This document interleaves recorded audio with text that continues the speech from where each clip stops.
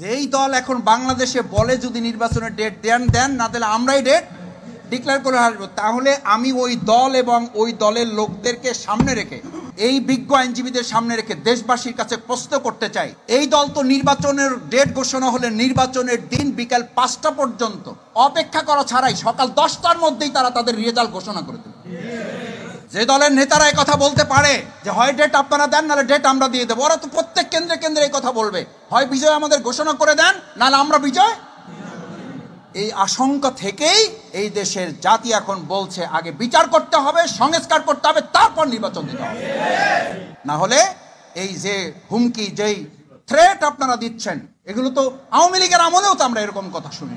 আওয়ামী লীগের ফ্যাসিস্টরাও এরকম কথা বলে নাই, ওরা তো অন্তত সংবিধানের কথা বলছে, দোহাই দিছে, কোর্টের দোহাই দিছে, কিন্তু এত বাজে কথা মানুষকে বলে বিব্রত করে না। আপনারা বলেন বিব্রত তো জনগণ, আপনারা বলেন আপনারা হতাশ তো জনগণ, জনগণকে আমরা হতাশ করছি। আমাদের এই সমস্ত অরাজনৈতিক এবং সংস্কৃতির বিপরীতে গিয়ে অপসংস্কৃতির রাজনীতি আমরা যে মানুষের সামনে প্রেজেন্ট করছি, এখান থেকে বাংলাদেশ জামাত ইসলামের আইনজীবী অঙ্গনকে মজবুত ভূমিকা পালনের মাধ্যমে দেশকে আমরা সংস্কার করবো ইনশাআল্লাহ।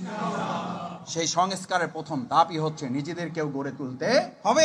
আমরা একসময় আমরা বলি না যে আমরা প্রয়োজন আবার রক্ত দেবো, আমি এখন উল্টা কথা বলি, হ্যাঁ আল্লাহর দিনের জন্য যদি প্রয়োজন হয় আমরা রক্ত দেবো, কিন্তু একটা দেশের রাজনৈতিক অবস্থা পরিবর্তনের জন্য, স্বৈরাচার পরিবর্তন করার জন্য, ফ্যাসিস্ট মোকাবেলা করার জন্য আর রক্ত দেবো না। প্রয়োজনে এদেরকে মাথা উঁচু করে দাঁড়াবাড়ি আর কোনো সুযোগ আমরা দেবো।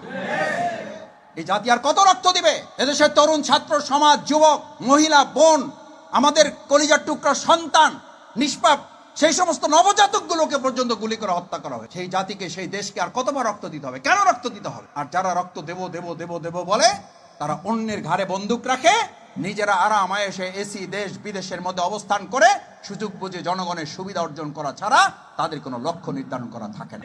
ভাইয়েরা, এই জন্য আজকের ওয়ার্কশপ আমরা বলছি, এই ওয়ার্কশপের মূল লক্ষ্য হচ্ছে আমরা দেশ পরিবর্তন করতে চাই, জাতি পরিবর্তন করতে চাই, কিন্তু তার আগে আমরা আমাদের পরিবর্তন। বাংলাদেশ জামাত ইসলামী এটার প্রতি কনসেন্ট্রেট। আপনি আপনাকে পরিবর্তন না করলে আপনি দেশ এবং জাতির কি পরিবর্তন? আপনাকে পরিবর্তন করতে হবেই। আমরা আমাদের পরিবর্তন করবো এবং এই দেশ জাতি আমরা পরিবর্তন করবো। দেখি ইনশাল্লাহ পারবেন? এটা পারবেন? এই দেশের প্রয়োজনে পারবেন? নিজের জান্নাতের প্রয়োজনে পারবেন?